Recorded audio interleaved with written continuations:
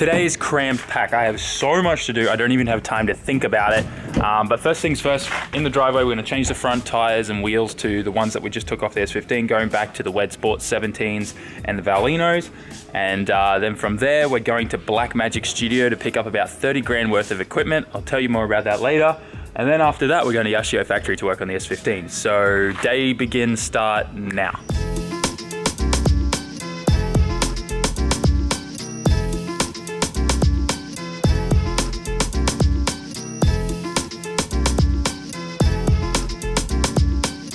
Wed Sport's back on the front of the Skyline, looking good. I added about a 3mm spacer just to prevent it from, at full lock, sometimes when I was drifting it would rub a little bit on the tie rod end on the bottom. So I just added a 3mm spacer, which cleared that up nicely.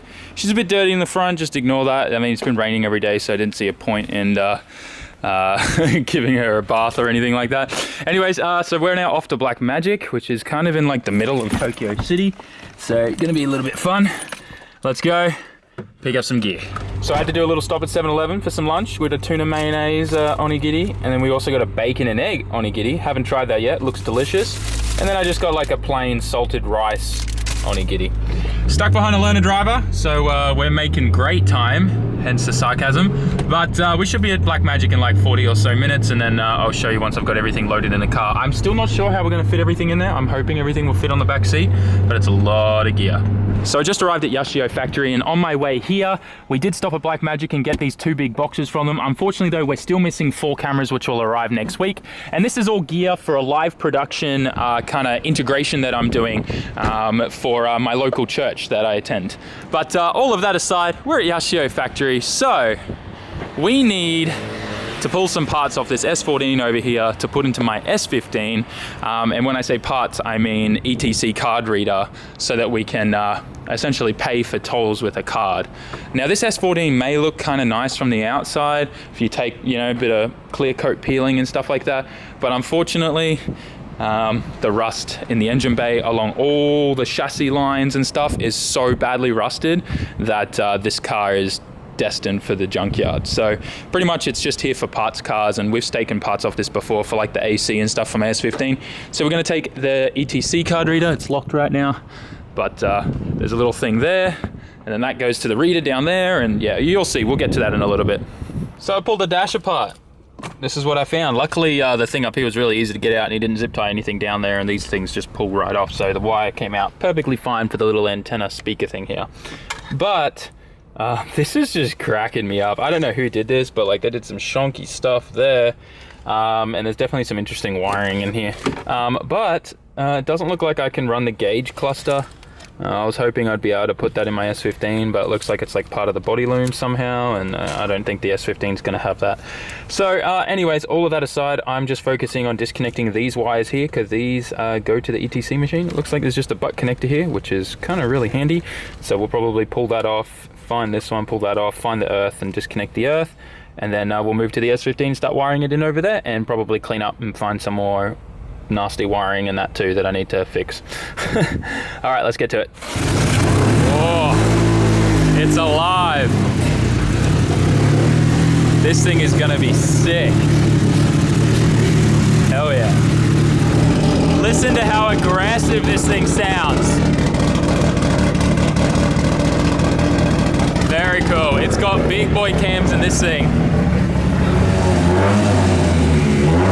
Sounds so good.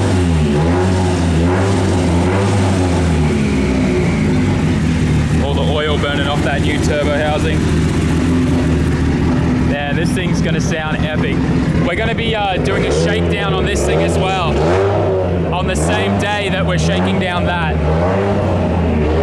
The interior of this thing is insane. It's got one of those Defi clusters. Looks super sick. Very cool. Running an FCON Pro too. Not my favorite ECU, but it gets the job done. Okay, so it's time to get the ETC card reader all installed in the S15. My plan is to have the reader itself in the glove box, and I'll double side tape it off to the side in here, and I guess kind of just wired in the same way that it was in the S14. We'll use the power and stuff for the head unit, just like what was over there. So for now, I'm gonna pull all of this out. On an S15, it's pretty straightforward. You just need to undo the shift knob. Once you undo the shift knob, then this all kind of clicks out. There's no screws in this section, it's all clips. So once that comes out, then you can pretty much get access to in there, unscrew the frame to pull the head unit and the AC control unit out, and you're good to go. So let's get that done.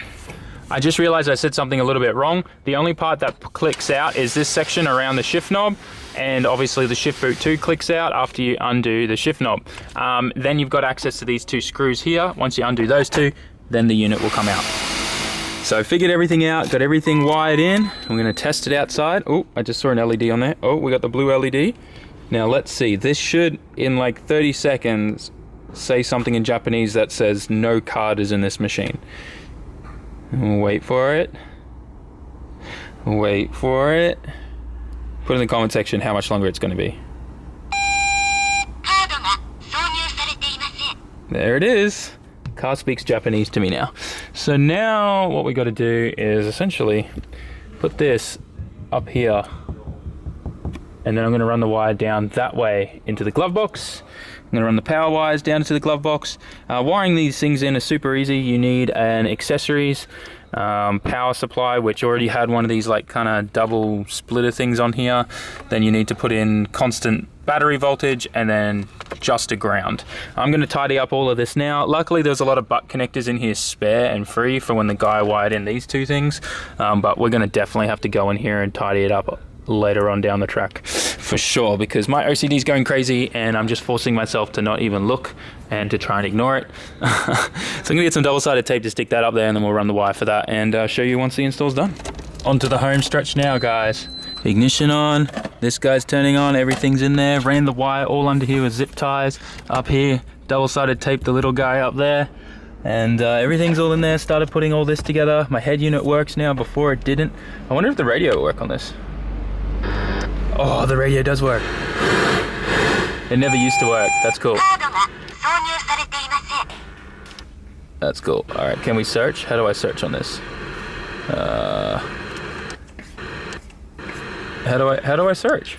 Is there a search feature? Is this so old that it doesn't search? That'd suck.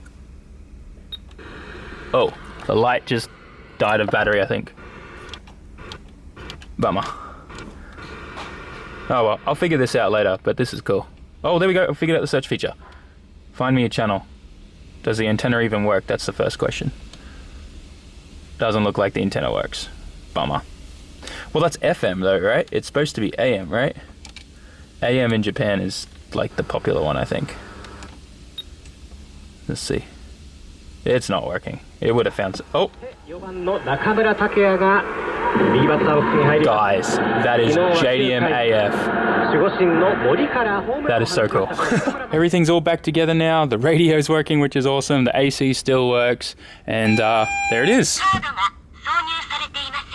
That's awesome. The one in my Skyline doesn't even talk to me, so I'm pretty happy about that.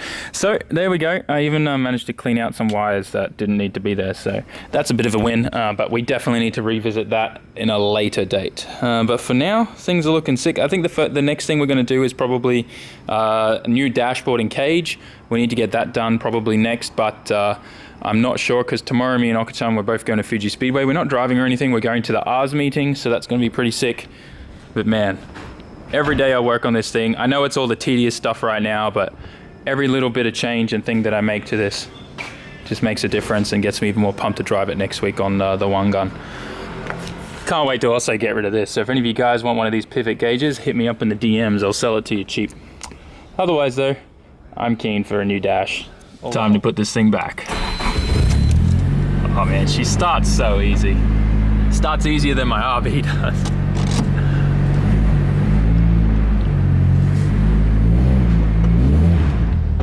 So a little update on this car was once we had it all the way up to temp and we're checking for leaks and everything, we did discover that the fitting for the top oil feed on the turbo was leaking a little bit, and then when we took the fitting off after we shut it off, we found that it was a little bit stripped. So we're going to get a whole new one for that. This guy here, it's like a little banjo bolt. We've got to get a new one of those, so that'll be in the next few days. But for now, This thing is just a weapon waiting to be unleashed. It's totally goals for me. Like this SR is a full Hks 2.2 liter stroker kit, hypertune intake manifold. It's got a full NOS setup here. It's really cool. Obviously the NOS was really there for when that big Johnny was on there. By the way, if any of you guys want this TO4Z Hks turbo, please DM me on Instagram. This thing is still available. You can have the full SR kit with the all-track exhaust manifold and the wastegate for $3,000. Well, it's Sunjuman, so roughly around $3,000 USD, a little bit cheaper. But if you just want the turbo, $2,000, hardly used, really good piece of kit. Look at this puppy. Anyways, yeah, this is totally goals for me. And obviously the Yashio Factory YP Turbine is pretty cool. This is the new billet version too. So it's got a billet wheel and it spins and spills a lot quicker. And just look how small that housing is. Sitting on a Hks exhaust manifold, Hks 60mm wastegate and downpipe. It is seriously super pretty down there. This is seriously like one of the nicest exhaust manifolds I've seen on these cars. I'm pretty keen to see what this thing looks like once it starts heating up some more and it gets that really nice brown goldy color. You can see it's already getting that color, but that's also reflecting off that, so it'll look nice. Anyways, enough drilling. This car's just goals for me, and it's so cool, the V-mount setup. He's even got a gas cooler in there. I don't think that's a smart decision with a drift car, because if he crashes in the front end, that's gas everywhere, so we're probably going to remove that. Me and Okachan were talking about that, like, considering this is going to be a rental car for you guys, a high-powered rental car, that's probably a bad idea, because I know someone's going to crash it at some point and we don't want gas going everywhere and burning down everything. Anyways, enough ranting. Time to pack up and head home. Another day done at Yashio Factory, but before I go home in this beast, I need to get some snacks from 7-Eleven. It's generally, I mean, I don't want to get stuck in traffic again and not have anything to munch on. Oh, just think, my car could look like that after we get it, you know, painted, the seal on there and stuff. Just maybe a different color. Oh boy, let's go get some food. The low light on this camera is unbelievable. I just settled for a can of Coke and some sour cream and chives Pringles. It's like the only sour cream and chives chips you can buy in Japan. Otherwise, you end up accidentally buying these seaweed flavored ones, and I don't like those yet, because I find that food that I never liked here in Japan in like the first year and a half that I was here, that I never liked and never wanted to eat again, now I taste it and I like it. So I think Japanese food's rubbing off on me more and more. Anyways, let's cruise home. Hopefully there's no fires in the tunnel today, because I'd kind of like to get home at a decent time. We've got to get up super early for the R's meeting tomorrow. Fuji Speedway. I love going to Fuji Speedway. Some of the best PAs are like on the highway on the way there, and if May comes, it'll just be so cool to be able to hang out with her, spend some time with her, especially after like not being able to spend time with her on the night of our anniversary. That kind of sucked. Anyways, I'm looking forward to tomorrow. Whoa, I don't know where I'm shooting this thing. And Okachan's gonna be there too, so that'll be fun. Anyways, yeah, I think I'm gonna wrap up the video here, unless something cool happens on the way home. I hope you enjoyed watching this video. I know I'm just wiring in an ETC thing, but now the car talks to me in Japanese, and that's JDM AF, right? Anyways, guys, make sure you like, comment, share, subscribe. Tell me in the comment section what you thought of the video and anything else you wanna see, and I will catch you all in the next one. What do I say? How does it go? It's ja mata ne. Peace out, guys.